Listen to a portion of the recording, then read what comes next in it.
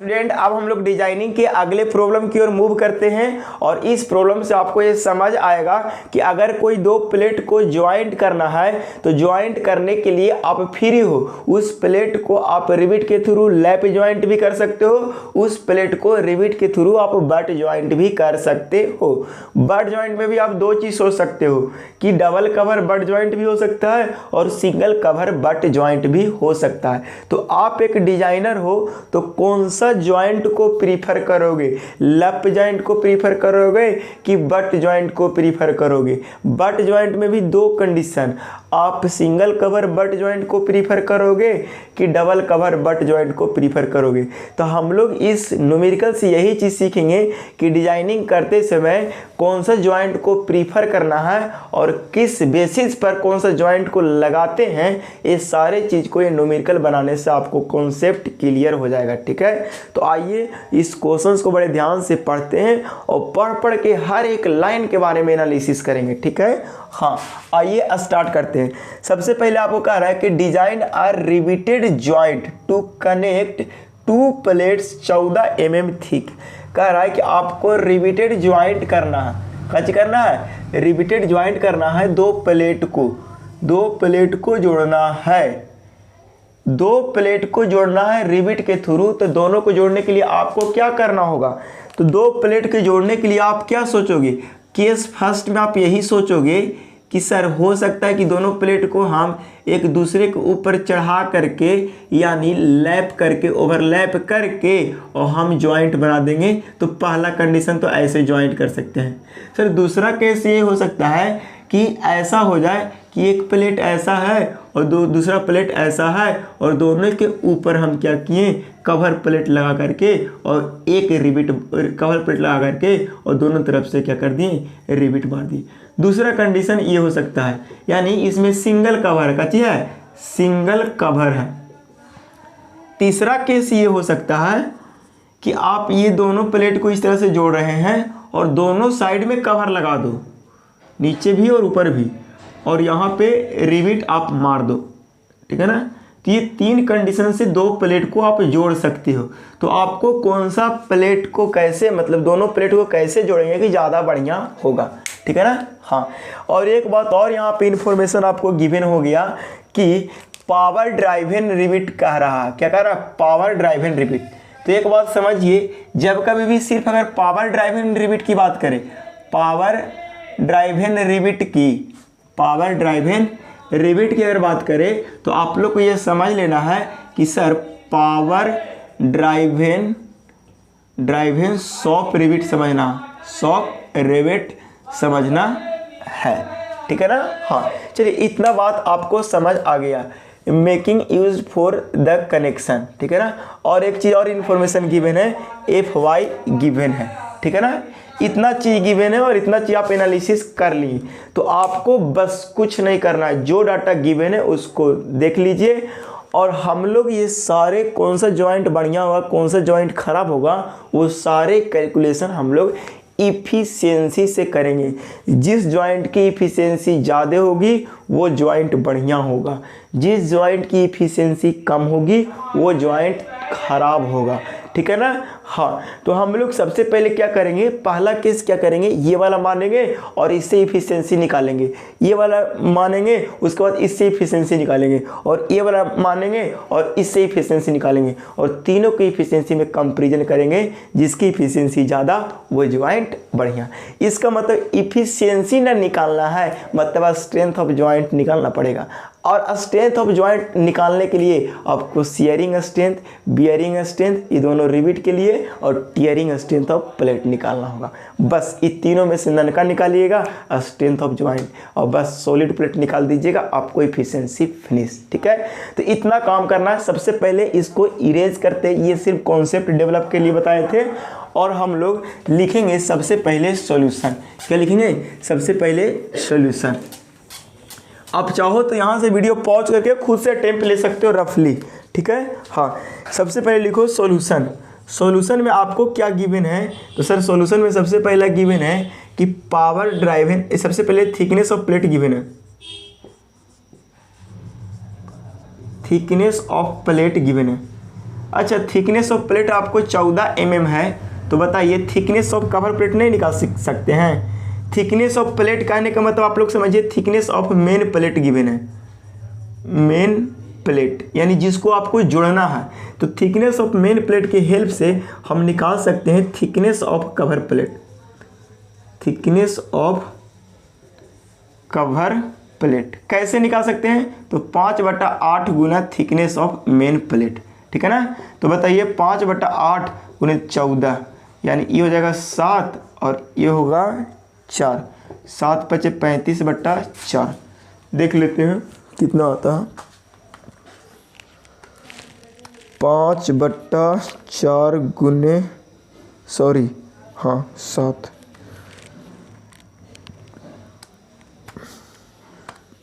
8.875 है, यानी यहाँ से कैलकुलेशन किए तो आपको आ गया, यानी 5/8 गुने 14 किए तो आ गया आपको लगभग 8.75, यानी लगभग 9 mm का कवर प्लेट आपको लेना होगा इस जॉइंट को बनाने के लिए, ठीक है। हाँ, उसके बाद आपको कह रहा है पावर ड्राइवन रिविट है। कैसा है, पावर ड्राइवन रिविट है,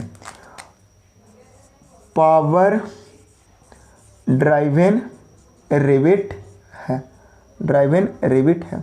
अच्छा, पावर ड्राइवन जब रिविट कर रहा है तो आपको ये चीज़ समझ नहीं आ रहा है कि सर पावर ड्राइवन फील्ड कर रहा है कि सॉप कर रहा है, तो इस स्थिति में हम लोग को समझना है कि पावर ड्राइवन कैसा रिविट लेना है, सॉप रिविट लेना है, ठीक है ना। हाँ, और पावर ड्राइवन सॉप रिविट के लिए आप लोग जानते हैं कि सिग्मा BF = 300 Nm/mm² या MPa बोल सकते हैं, मेगा पास्कल। और क्या बोल सकते हैं, टॉ भी F हो जाएगा 100 MPa power driving shop rivet के लिए। और एक चीज़ और दे रखा है, बताओ टीयरिंग स्ट्रेंथ ऑफ प्लेट यानी सिग्मा PT निकालने के लिए करेंगे 0.6 × Fy, और Fy ग्रेड ऑफ स्टील आपको दे रखा है 0.6 × 250, यानी करिएगा तो आपको आ जाएगा 150 MPa। चलिए, यानी इतना से आप एक कैलकुलेशन कर सकते हैं। आप अब क्या करोगे, अब आप यही करोगे, यूजिंग अनविन फार्मूला से डायामीटर ऑफ रिविट पता कर लोगे। तो आप लिखेंगे using Unwin formula, Unwin formula का यूज करके हम लोग नॉमिनल डायामीटर निकाल सकते हैं, यानी नॉमिनल डाया यानी DN बराबर लिख सकते हैं 6.01 × √t।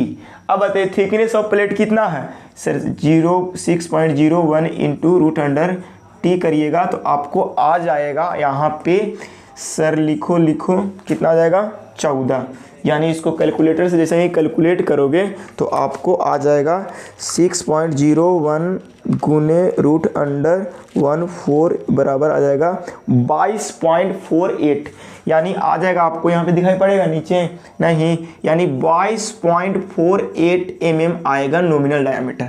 तो डायमीटर राउंड फिगर में लेंगे तो इसको 22 mm मान लेंगे, क्या मान लेंगे, यानी 22 mm नॉमिनल डायमीटर मान लेंगे। चलो, तो DN की वैल्यू कितना आ गया, तो सर DN की वैल्यू आ गया 22 mm, इसको राउंड ऑफ में करके मान लेंगे कि 22 mm का रिविट आपको लेना है। चलो, नॉमिनल डायमीटर पता करे भर देरी है, बस अब हम लोग ग्रोस डायमीटर निकाल लेंगे, ठीक है ना। नॉमिनल डायमीटर निकल गया, तुरंत निकाल लेंगे ग्रोस डाया, यहाँ दिखाई पड़ेगा ना, हाँ, gross dia of rivet, gross dia of rivet नहीं दिखाई पड़ रहा है, नीचे लिखो, नीचे दिखाई पड़ना नहीं, gross dia of rivet, rivet के ग्रोस डाया कितना हो जाएगा, तो सर कितना होगा बाऊ सर, तो 22 mm मान लिए हैं नॉमिनल डाया, और में 1.5 mm जोड़िए ना, तो 22 1.5 23.5 लिखिए ना, 23.5 mm। चलो, इतना बात आप क्रिस्टल क्लियर कर लिए। बस आपको 3 चीज़ निकालना होगा, तो सर सबसे पहले तो शेयरिंग स्ट्रेंथ निकाल लो। क्या निकाल लो? देखो ये इस बात को आपको सोचना है, ये बात कहाँ से पता चला? तो पावर ड्राइवन शॉप रिविट नहीं था, पावर ड्राइवन सिर्फ रिविट दिया हुआ था, उसके हेल्प से ये तीनों इन्फॉर्मेशन को कलेक्ट किया। ये अनविन फार्मूला से कलेक्ट कर लिया, ये वाला आप इसके हेल्प से कैलकुलेट कर लिया। चलो बस इतना ही तो करना था। आप शेयरिंग स्ट्रेंथ निकाल लो। Shearing strength of rivet, rivet का शेयरिंग स्ट्रेंथ कैलकुलेट करो। कैसे कैलकुलेट करो? इतना कैलकुलेट करने के बाद अब आप लोग जाओ कि सबसे पहला केस मानो। क्या करो? सबसे पहला केस मानो, case first in lap joint. For lap joint के लिए कैलकुलेशन करते हैं। Case first for lap joint, lap joint के लिए कैलकुलेशन करते हैं, ठीक है ना। लैप ज्वाइंट कहने का मतलब आपको क्या समझना है बाबू? लैप ज्वाइंट कहने का मतलब कि एक प्लेट ऐसा है और दूसरा प्लेट ऐसा है और ये दोनों को ज्वाइंट कर दिए हैं एक रिविट के थ्रू। किसके थ्रू? एक रिविट के थ्रू ज्वाइंट कर दिए हैं ऐसा। ये लैप ज्वाइंट है। इसकी थिकनेस 14 mm और इसकी थिकनेस 14 mm, रिविट लगा दिए 22 mm का, ग्रोस डायमीटर हो जाएगा 23.5 mm। चलो ये लैप ज्वाइंट है। तो इस लैप ज्वाइंट के लिए आपको निकालना होगा स्ट्रेंथ। बताओ शेयरिंग स्ट्रेंथ कितना हो जाएगा इस लैप ज्वाइंट में? Sharing strength, sharing strength sir हो जाएगा टॉ भी F into pi by 4 into D naught के होल स्क्वायर। तो सर टॉ का वैल्यू 100 है, पाई बाई 4 है और डी नॉट के यहाँ पर 23.5 है, 23.5 के होल स्क्वायर। उसके बाद कैलकुलेट कर देंगे bearing strength. Bearing strength, bearing strength बराबर हो जाएगा sigma B F into D naught into T minimum. और टी मिनिमम आपको कितना हो जाएगा सर? लैप ज्वाइंट के केस में यही 14 mm हो जाएगा, यानी इस केस में टी मिनिमम कितना हो जाएगा? तो सर 14 mm ही होगा। यानी यहाँ से निकालोगे 300 गुने 23.5 इंटू टी मिनिमम 14 mm। चलो यहाँ से आपने कैलकुलेट कर लिया बियरिंग स्ट्रेंथ। अब यहाँ से निकाल सकते हो आप, यहाँ से आप क्या निकाल सकते हो? Rivet value. रिविट वैल्यू निकाल लो। रिविट वैल्यू जैसे ही निकालिएगा तो आपको हो जाएगा दोनों में से छोटका। तो इन जनरली देख लीजिए कि दोनों में से कैलकुलेट कीजिएगा ना तो शेयरिंग में छोटा आ जाएगा। इसको पॉज करके देखिए, कैलकुलेट करके हम लोग लिख दिए। अच्छा एक बात बताइए, लैप ज्वाइंट में सिंगल शेयर होगा कि डबल शेयर होगा? तो बोलेंगे कि सर यहाँ पे हमको सिंगल शेयर ही होगा, तो रिविट इन सिंगल शेयर होगा, सिंगल शेयर। इस चीज़ को आप समझिएगा। तो रिविट वैल्यू कौन होगा? ये दोनों में से नन का, दोनों में से नन का ये वाला है सर। तो नन का ये लिखिए 43.61 न्यूटन। चलिए रिविट वैल्यू तो हमको निकल गया। अब हमको क्या करना है कि हमको यहाँ पे और चीज़ स्ट्रेंथ ऑफ ज्वाइंट निकालने के लिए टीयरिंग स्ट्रेंथ ऑफ प्लेट निकालना होगा। और टीयरिंग स्ट्रेंथ ऑफ प्लेट तभी निकल सकता है जब आपको उस प्लेट का चौड़ाई पता हो या पिच का लेंथ पता हो और दोनों के दोनों नदारत है। तो हम कैसे निकालेंगे टीयरिंग स्ट्रेंथ ऑफ प्लेट? तो कुछ नहीं कर दीजिए सर, पहले तो आपको पिच निकालना होगा और पिच से क्या निकालना होगा? Tearing strength of plate. तो पिच निकालने के लिए क्या करते थे? तो कुछ नहीं, रिविट वैल्यू को टीयरिंग स्ट्रेंथ के बराबर करते थे। तो अगर बात में कह दिया जाए कि टीयरिंग स्ट्रेंथ ऑफ प्लेट कितना होता है? टीयरिंग स्ट्रेंथ ऑफ प्लेट, तो आप बोलिएगा सर पीटी लिखो और सिग्मा टी इंटू बोलो पर पिच में हो जाएगा, तो पर पिच में हो जाएगा P minus D naught into T minimum. चलो सिग्मा टी की वैल्यू निकाल के लाए हैं 150, पी नहीं पता है, डी पता है 23.5, टी मिनिमम पता है। कितना टी मिनिमम पता है सर? 14 mm बराबर। अब यहाँ पे पी टी नहीं पता है तो बताओ हम लोग ऐसा मान लेंगे कि जितना यहाँ पे स्ट्रेंथ है रिबिट का वही टेंशन वाली स्ट्रेंथ है। तो हम लोग यहाँ पे रिबिट वैल्यू को बराबर कर देते हैं टीयरिंग स्ट्रेंथ के, ठीक है। तो हम लोग यहाँ पे लिखेंगे कि हालांकि ऐसा क्वेश्चन से पहले भी कराए हैं 4373 पिच निकालने के लिए वो इतना के बराबर कर देंगे और यहाँ से आपको पिच निकल जाएगा। सॉल्यूशन कीजिएगा 23.5 इंटू 14, तो आपको सॉल्यूशन जैसे ही कीजिएगा यहाँ से पिच की वैल्यू निकलेगा और पिच की वैल्यू आपको जो निकलेगा वो निकलता है कितना, रुकिए कैलकुलेशन करके आपको आएगा 44 पॉइंट समथिंग 44.15 mm।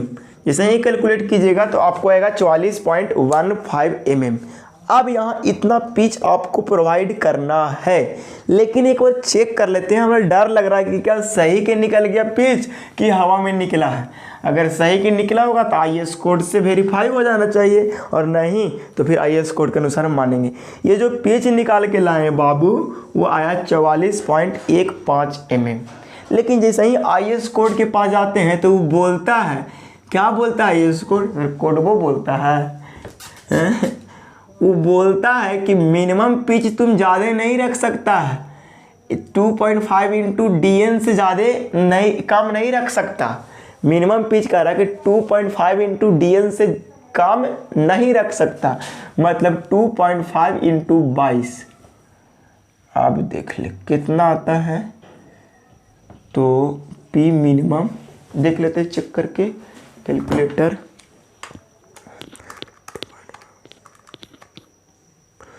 55 ये कह रहा है कि मिनिमम पिच 55 से कम नहीं होना चाहिए। IS कोड हम अपन बात पर अड़ल है, कह रहा है कि 55 से कम होना ना चाहिए, और तू खुद से कैलकुलेशन करके ले है कि सर 44 आ रहा है। तब कोई कर बात माने, तोर बात माने कि IS कोड के अनुसार माने, तो हम तोर बात ना मानेंगे, हम IS कोड के अनुसार मानेंगे। और इसके अनुसार कह रहा है कि 55 लेना होगा, तो हम लोग प्रोवाइड कर देंगे प्रोवाइडेड पिच। हम लोग पिच प्रोवाइड कर दे, देखिए 55 से कम नहीं लेना है, 55 से ज़्यादा ले सकते हैं, लेकिन यहाँ कह रहा है कि 44 हाईवे किया है, तो 55 से ज़्यादा भी ले सकते हैं या 55 भी ले सकते हैं। लेकिन कैलकुलेशन को आसान बनाने के लिए हम 60 ले लेते हैं, 60 mm।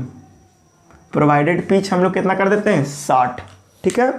जैसे ही 60 लिए पिच, बस आप टीयरिंग स्ट्रेंथ निकाल सकता है।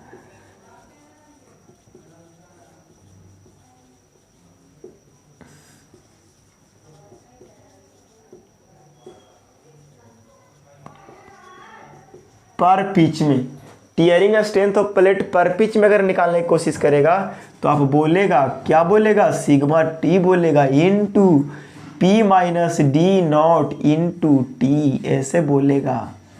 सर ऐसे बोलने से फ़ायदा क्या होगा, तो सर ऐसे बोलने से हमको यहाँ 150 लिखना होगा और गुणे P के जगह पर आपको अब 60 लेना होगा, और D0 23.5 और टी मिनिमम 14।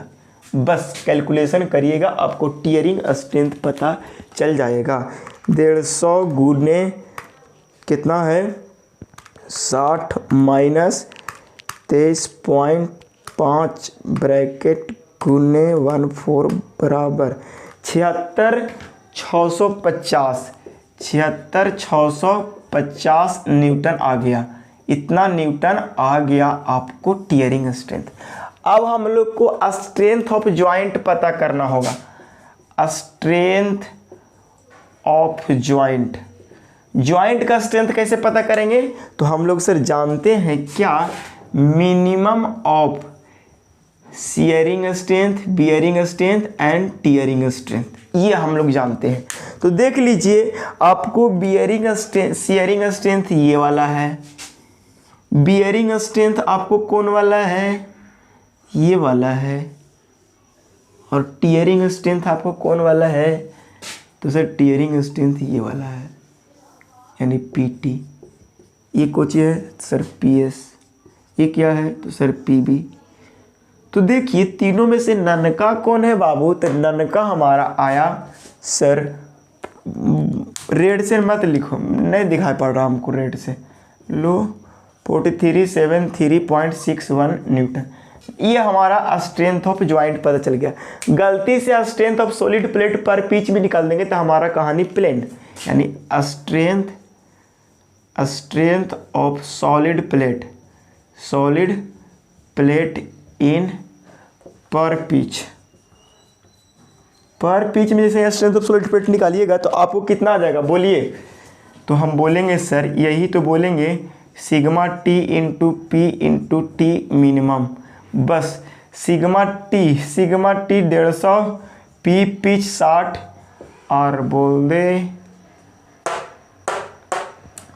T minimum. तो सर टी मिनिमम आप लिखो 14 mm। बस कैलकुलेशन तो करना है। यहाँ से 150 गुने 60 गुने 14 बराबर 126 पर 30.00 न्यूटन। बस अब इफ़िशियंसी निकाल दो। इफ़िशियंसी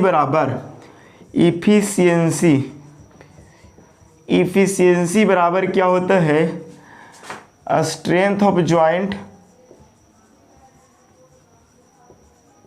पर पिच बटा स्ट्रेंथ ऑफ सॉलिड प्लेट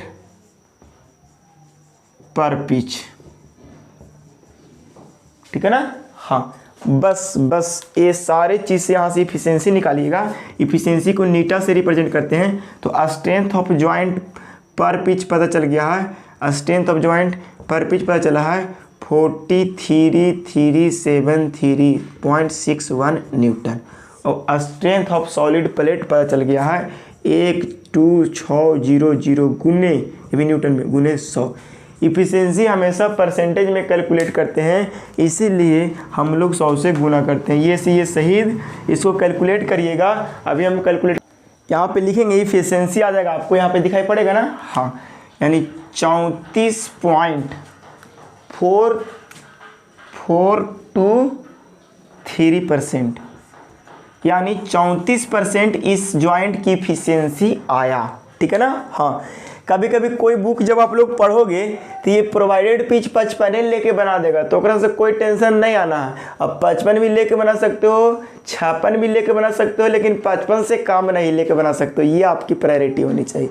ठीक है। हाँ, चलिए हम लैप जॉइंट में ये देखें कि हमारा इफिशियंसी 34% के आसपास आ रही है।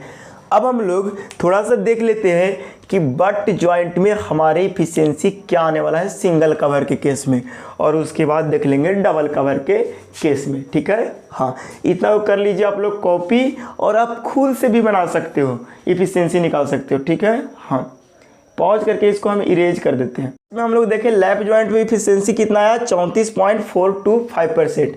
अब हम लोग को बट जॉइंट में देख लेते हैं कि सिंगल कवर बट जॉइंट में कितना इफिशियंसी आता है। ठीक है। हाँ, तो देखिए ये मेन प्लेट हो गया, ये कवर प्लेट हो गया, ये पावर ड्राइवर 100 रिवेट हो गया, जिसकी डायामीटर कितना है, ग्रोस डायामीटर 23.5 mm है। मेन प्लेट का थिकनेस इतना है, कवर प्लेट का थिकनेस हम लोग ऑलरेडी कैलकुलेट कर चुके हैं यहाँ से। ठीक। हाँ, चलो इतना बात तो समझ में आ गया। अब यहाँ से शेयरिंग स्ट्रेंथ निकाल दो। अच्छा बताओ, लैप जॉइंट के केस में रिवेट कैसा होगा, सिंगल कवर के केस में तो सर सिंगल शेयर में होगा। तो यहाँ पर लिखेंगे शेयरिंग स्ट्रेंथ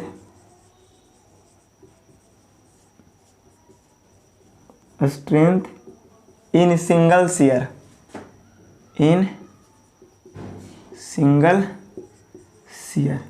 सिंगल शेयर में कितना हो जाएगा, टॉ भी F into π/4 into D naught के होल स्क्वायर। चलो टॉ की जगह पर 100 गुने π/4 इंटू डी नॉट की जगह पर 23.5 के होल स्क्वायर। इसको सोल्व करेंगे, उसके बाद बियरिंग स्ट्रेंथ सोल्व करेंगे।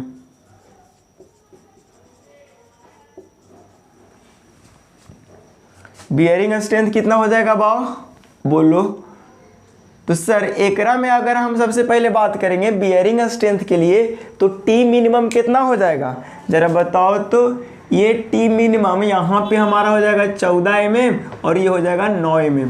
तो सर यहाँ 14 में से 9 जो छोटा है, सिंगल कवर के केस में टी मिनिमम ये दोनों में से छोटका, तो टी मिनिमम जो हो जाएगा वो कवर प्लेट वाली हो जाएगा 9 mm। कहा है कि सिंगल कवर है, दोनों कवर रहता तो दोनों को जोड़ करके तुलना करते, लेकिन सिंगल कवर है इसलिए दोनों में से जे पतरका होगा ओकरे मिनिमम बोल देंगे। तो बियरिंग स्ट्रेंथ कितना हो जाएगा इस केस में, तो सिग्मा बी एफ इंटू, बोलो सिग्मा बी एफ इंटू क्या होता है डी नॉट इंटू टी पतरका।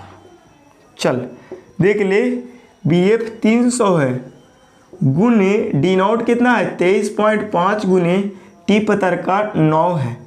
चलो जैसे ही सॉल्यूशन करेंगे दोनों को, यहाँ से सॉल्यूशन करेंगे तो शेयरिंग पता चलेगा, यहाँ से सॉल्यूशन करेंगे तो आपको पता चल जाएगा बियरिंग, और दोनों में से मिनिमम हो जाएगा वो होगा रिवेट वैल्यू। तो इसीलिए रिवेट वैल्यू बराबर हो जाएगा, रिवेट वैल्यू बराबर सोल्व करके लिख देते हैं। देखिए सॉल्यूशन करने के बाद आपको ये शेयरिंग स्ट्रेंथ पता चल गया, बियरिंग स्ट्रेंथ पता चल गया। दोनों में से जो ननका वैल्यू होगा, ये दोनों में से जो ननका वैल्यू होगा वही आपको हो जाएगा रिवेट वैल्यू। रिवेट वैल्यू को बराबर कर देना है टियरिंग स्ट्रेंथ से, आपको निकल जाएगा पिच। यानी आप लोग निकालिएगा tearing strength of plate in per pitch, तो sigma T into P minus D naught into T minimum.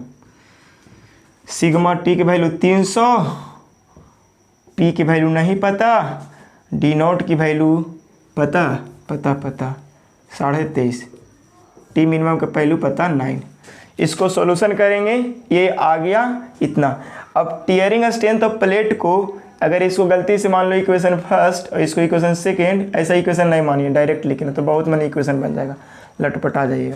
तो यहाँ से सोल्व करिएगा पी निकालने के लिए, तो रिवेट वैल्यू को टियरिंग स्ट्रेंथ ऑफ प्लेट को दोनों को बराबर कीजिएगा, पिच निकल जाएगा 4373.61 बराबर 300 गुने पी माइनस 23.5 इंटू 9।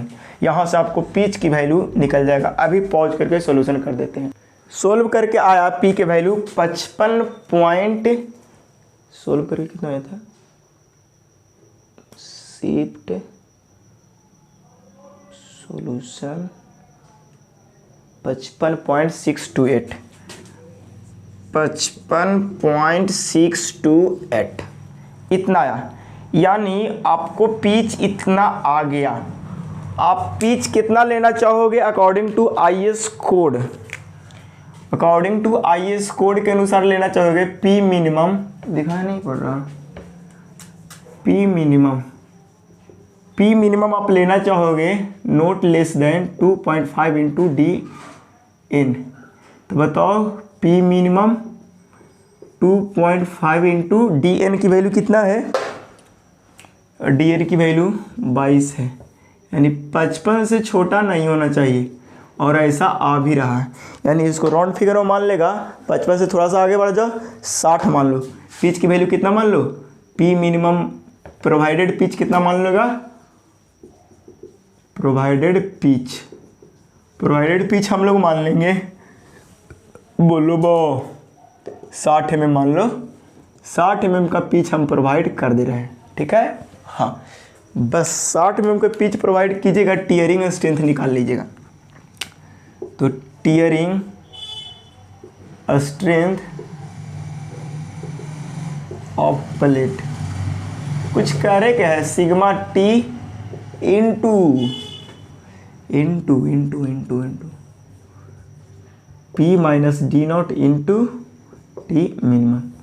बस ये सारा पर पिच में निकाल रहे हैं ना, पर पिच 150 गुने पी की वैल्यू 60 रख लो माइनस 23.5, टी मिनिमम को वैल्यू 9। कैलकुलेशन करिएगा, आपकी वैल्यू 9 के ऊपर 10 भी ले सकते हैं कैलकुलेशन को आसान बनाने के लिए, बट रहने दो। 150 गुने 60 पॉइंट का 60 डायरेक्ट लिखो माइनस 23.5 ब्रैकेट गुने 9 बराबर 49,275। कैलकुलेशन एक बार चेक कर लीजिएगा, 49,275 275 इतना न्यूटन आ गया। ठीक है ना। टीयरिंग स्ट्रेंथ पता चल गया। आप बियरिंग स्ट्रेंथ निकाल लिए हो, शियरिंग स्ट्रेंथ पता कर लियो, तो स्ट्रेंथ ऑफ ज्वाइंट नहीं निकाल सकते हो। तो स्ट्रेंथ ऑफ ज्वाइंट कैसे निकालते हैं? स्ट्रेंथ ऑफ ज्वाइंट पर पिच में, पर पिच में कैसे जानते हैं? Minimum of PT, PB and PS। तो स्ट्रेंथ ऑफ ज्वाइंट निकल के आ गया। बोलो सर, स्ट्रेंथ ऑफ ज्वाइंट लिखो, सबसे छोटा वैल्यू यही तो होगा 43 पॉइंट समथिंग। ये और ये PT, ये तीनों में, इसमें और इसमें तीनों में नन का वैल्यू देख लीजिए। तो 43 पूरा बढ़िया से लिखो, 43,373.61 न्यूटन। ठीक। हाँ, स्ट्रेंथ ऑफ ज्वाइंट पता चल गया। अब हमको निकालना क्या है? सर ये इफिशियंसी थोड़ा सा मिटाते हैं। लैप ज्वाइंट की इफिशियंसी को आप लोग जानते हैं कितना आया, इसको लिख दीजिए 34.425। यहाँ पे लिख दीजिए लैप ज्वाइंट में जो इफिशियंसी आया है 34.425%। इसको अभी कंपेरिजन करेंगे। ठीक है। स्ट्रेंथ ऑफ सॉलिड प्लेट निकालिए। Strength of solid plate in per pitch यानी PS बराबर PST, strength of solid plate PSP निकालेंगे पर पिच में। बोलो sigma T into P into T पतर का। चलो सिग्मा T 150, P 60 और T पतर का 9। तो हो जाएगा 150 गुने 60 गुने 9 बराबर 81,000। 81,000 आ गया हमको स्ट्रेंथ ऑफ सॉलिड प्लेट। अब यहाँ से इफिशियंसी नहीं कि निकाल सकते हैं, इफिशियंसी निकाल दो। कितना आएगा? सिंगल कवर बट ज्वाइंट के लिए इफिशियंसी, बट ज्वाइंट के लिए इफिशियंसी निकल जाएगा बाबू। आपको कितना आ जाएगा? तो सर लिखिए इफिशियंसी बराबर, डायरेक्ट फार्मूला नहीं लिखेंगे, इफिशियंसी परसेंटेज में डायरेक्ट लिखते हैं स्ट्रेंथ ऑफ ज्वाइंट। तो स्ट्रेंथ ऑफ ज्वाइंट आ गया 43,373.61 बट्टा 81,000 गुने 100। 100 से 100 उड़ा दो, इसमें डिवाइड दे दो, आपको आ जाएगा परसेंटेज। आप पॉज करके परसेंटेज कैलकुलेट। सॉल्यूशन करने के बाद 53.54% के आसपास आता है। ठीक है ना। हाँ चलिए, अभी हम लैप ज्वाइंट में देखें कि 34% इफिशियंसी आया, लेकिन बट ज्वाइंट में सिंगल कवर में देखें 53 पॉइंट आया। अब डबल कवर में देख लेते हैं कि डबल कवर में कितना आता है। इसको कॉपी करिए और हम इसको इरेज करते हैं। ठीक है। हाँ, बस जिस तरह से सिंगल कवर है बस उसी तरह से डबल कवर में सोच लेना। डबल कवर में एक केस आया कच्ची का है, डबल शियर का। अब हम लोग क्या करते हैं, केस थर्ड की एनालिसिस करते हैं डबल कवर बट ज्वाइंट में। तो डबल कवर बट ज्वाइंट में क्या, ये मेन प्लेट है, दोनों कवर प्लेट है। टी मिनिमम निकालना क्या है, मेन प्लेट पता है, ये दोनों कवर प्लेट का सम, दोनों में से जो नन का वही हो जाएगा टी मिनिमम। टी मिनिमम यहाँ से देखिए तो TCP ऊपर भी है ऊपर भी, यानी 9 ये वाला है और 9 ये वाला है। तो 9 9 18 हो जाएगा, ये 14 जाएगा, तो यानी 14 छोटा है, इसलिए यहाँ पे हो जाएगा। ये वाला बात समझने की पूरा कोशिश आप लोग करोगे, कवर प्लेट वाला टी मिनिमम। ठीक है ना। हाँ, और नहीं आप लोग को समझ आता है ना, तो एक बात कर लीजिए, जब कभी भी डबल कवर बट ज्वाइंट रहेगा ना, तो हमेशा यही चीज़ आता है कि मेन प्लेट का थिकनेस ही मिनिमम आ जाता है। ठीक है ना। हाँ चलिए, इतना बात तो आपको समझ आ ही गया। अब यहाँ पे क्या करते हैं, शियरिंग स्ट्रेंथ निकालते हैं। अच्छा एक बात बताइए, शियरिंग स्ट्रेंथ डबल शियर होगा कि सिंगल शियर? डबल शियर होगा सर, देखे से नहीं पता चल रहा। तो 2 गुने टॉ भी F into pi into D0 के होल स्क्वायर बट्टा 4। सर उधर मत लिखिए, फिर कैसे आप सोल्यूशन करोगे, ऐसे लिखो यहाँ पे से, इधर जगह बनाते हैं।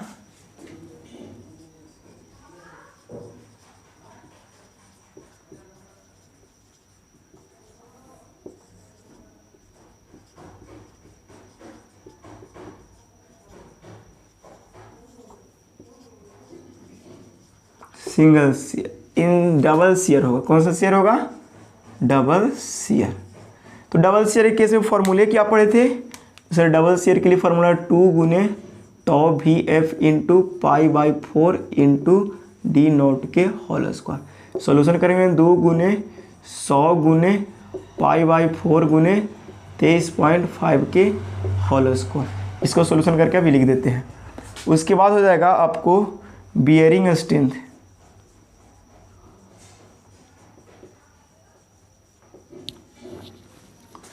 बियरिंग स्ट्रेंथ कितना हो जाएगा?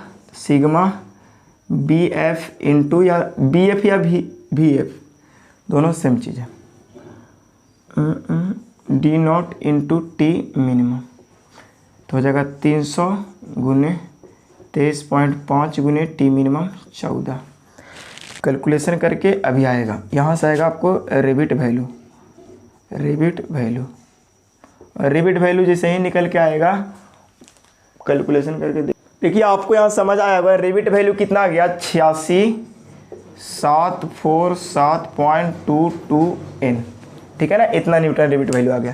बस आपको टीयरिंग स्ट्रेंथ ऑफ प्लेट निकालना है, तो हम लोग जानते हैं टीयरिंग स्ट्रेंथ ऑफ प्लेट निकाल लो।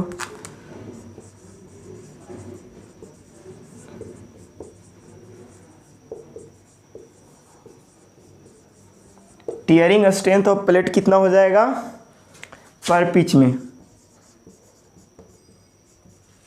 सर लिखिए पीटी बराबर पीटी है सर, पीटी बराबर हो जाएगा sigma T into P into T P minus D naught into T पतर का। यहाँ दिखा पड़ा ना? हाँ। तो इसको हो जाएगा 150 गुने पी नहीं पता, डी नॉट 23.5 और टी पता का 14। यहाँ से आप निकाल सकते हो पिच। क्या कर देंगे? दोनों को बराबर कर देंगे। रिबिट वैल्यू को यहाँ बराबर कर देंगे, आपको पी की वैल्यू निकल जाएगा। तो रिबिट वैल्यू कितना है? 86,747.22 न्यूटन। ऐसे लिखो 86,747.22 न्यूटन। यहाँ से आप पिच निकाल लोगे, दिखाई पड़ेगा? नहीं, यहाँ से पिच निकाल लोगे।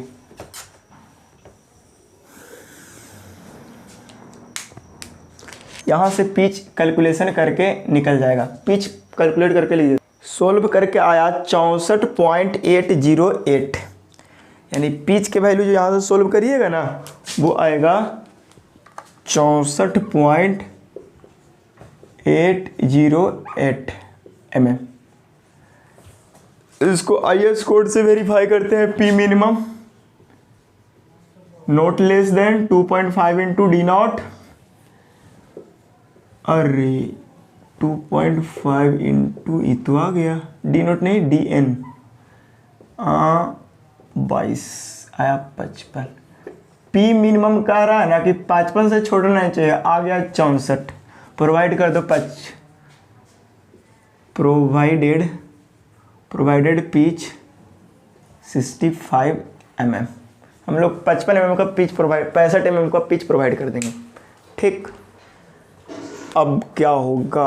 अब यही करेंगे कि यहाँ से टीयरिंग स्ट्रेंथ निकालेंगे। PT sigma T into P into T पता रखा। सिग्मा टी 150, पी 65 और टी पता रखा 14। कैलकुलेशन करिए 150 गुने 65 गुने 65 गुने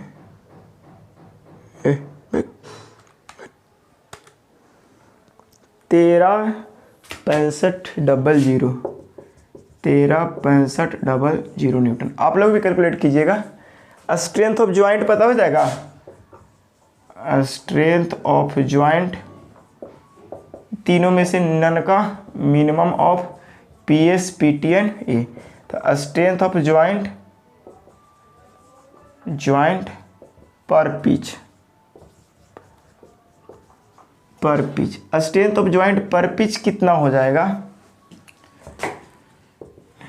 तीनों में से नन का, तो डबल शेयरिंग में ये, बियरिंग में ये, और टीयरिंग में ये तीन 6 डिजिट में, ये सब 5 डिजिट में, तो ये दोनों में से नन का हमारा ये वाला जाएगा। यानी स्ट्रेंथ ऑफ ज्वाइंट आ गया 86,747.22 न्यूटन। स्ट्रेंथ ऑफ ज्वाइंट पता चल गया। बस स्ट्रेंथ ऑफ सॉलिड प्लेट, ये सारा कहाँ है? पर पिच में ना है, तो लिख लो strength of solid plate. Strength of solid plate in per pitch, that is PSP, solid plate के पर पिच में। फॉर्मूला सिग्मा T गुने P into T minimum. Sorry यहाँ पे हमने गलती कर दिया है, ये स्ट्रेंथ ऑफ सॉलिड प्लेट निकाल दिया है।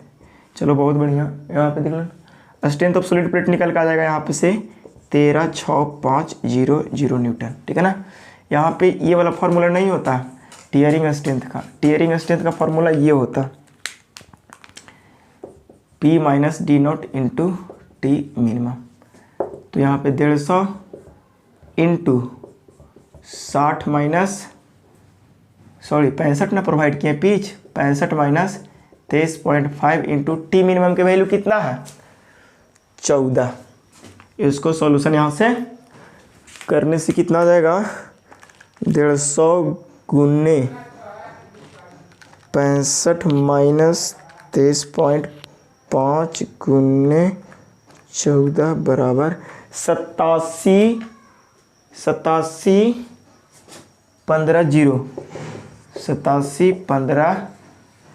15 पॉइंट समथिंग न्यूटन, ठीक है ना। चलो 86 आया, 87 वो आया, ठीक है ना। चलो तो हमारा यही हो गया। तो स्ट्रेंथ ऑफ ज्वाइंट आपको पता चल गया मिनिमम। स्ट्रेंथ ऑफ ज्वाइंट कितना पता चला? यही वाला रह जाएगा, ठीक है ना। हाँ, स्ट्रेंथ ऑफ सॉलिड प्लेट पर पिच में हमारा इतना गया, दिखाई पड़ा ना। स्ट्रेंथ ऑफ सॉलिड प्लेट नहीं, यहाँ पे लिख देते हैं। देखिए अभी इसको कोई काम नहीं है, इसको इरेज करते हैं।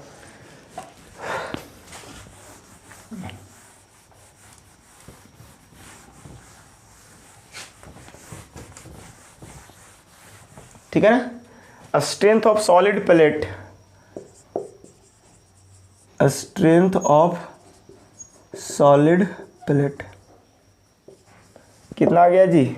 PT बराबर T के जगह पर 150, P की जगह पर 65, T मिनिमम की जगह पर 14। सॉल्यूशन करिएगा तो कितना आएगा? 150 गुने 65 गुने 14, 13,65,00, 13,65,00 न्यूटन। बस इफिशिएंसी बराबर फॉर्मूला लगा दीजिए। स्ट्रेंथ ऑफ ज्वाइंट पर पिच बटा स्ट्रेंथ ऑफ सॉलिड प्लेट पर पिच गुने 100। चलो इफिशिएंसी कितना निकला? 86,747.22 न्यूटन। सॉलिड प्लेट कितना है? 13,650 गुने 100। ये न्यूटन से न्यूटन लेस आएगा। इफिशिएंसी कैलकुलेशन करके लिखते हैं। कैलकुलेशन करने के बाद यहाँ पे आया 63.55%, ठीक है ना। इतना परसेंट आया। एक आ जाता है डबल कवर बट जॉइंट में।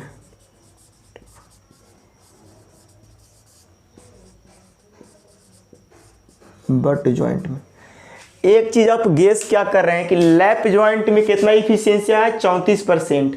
सिंगल कवर बट जॉइंट में कितना इफिशिएंसी आया? 53%। डबल कवर बट जॉइंट में कितना परसेंट आया? 63%। यानी सबसे बढ़िया डिजाइन करना है फॉर बेस्ट डिजाइन के लिए तो आपको क्या करना होगा? डबल कवर बट जॉइंट को सिलेक्ट करना होगा और टीयरिंग को चेक करना होगा अपने से निकाल करके, ठीक है ना। हाँ, IAS कोड से सबसे वेरीफाई करना होगा, ठीक है। बढ़िया डिजाइन के लिए, नहीं तो इसके पहले वाला भी डिजाइन किए थे, इसके जस्ट एक पहले वाला क्वेश्चन डिजाइन किए थे, उसमें हम लोग टीयरिंग स्ट्रेंथ नहीं कैलकुलेट किए थे, फाकी मार के निकाल दिए थे। तो आपको सेमेस्टर में इसके पहले वाला जैसे डिजाइन किए थे ना, वही डिजाइन सेमेस्टर तक ठीक है। ये सब आपको जब कन्वेंशनल क्वेश्चन कहीं लिखने के लिए आएगा तो अब ऐसे स्टेप को फॉलो करेंगे। अभी यहाँ पे क्या करते हैं, एक लैंग्वेज लिखते हैं पॉज करके। देखिए सारे कैलकुलेशन से हमको यही पता चला कि तीनों में सबसे बढ़िया इफिशियंसी कौन सा देगा, डबल कवर बट जॉइंट, यानी double cover butt joint more efficient है। तो वही एक लैंग्वेज लिख दिए, for that all above calculation, जितने भी ऊपर कैलकुलेशन किए हैं, it is clear that efficiency of double cover butt joint is maximum, therefore double cover is provided, ठीक है ना। इसीलिए हम लोग double cover butt joint is provide करेंगे, ठीक है। तो उम्मीद है इतना बात आपको भी समझ आ गया होगा। अब अगले वीडियो जाएगा 2 डॉट्स का, हो सकता है स्क्रीन रिकॉर्ड घरे चल जाएंगे तो दे देंगे। दीपावली बढ़िया से मनाइए, छठ पूजा बढ़िया से मनाइए, उसके बाद दीपावली और छठ पूजा के बीच में ही आपकी बिल्डिंग समाप्त हो जाएगी और आगे आने वाला दीपावली और छठ पूजा के जस्ट बाद आपके टेंशन मेंबर स्टार्ट होंगे। तब तक के लिए मज़ा कीजिए, मस्ती कीजिए और पटाखा कम जलाइए।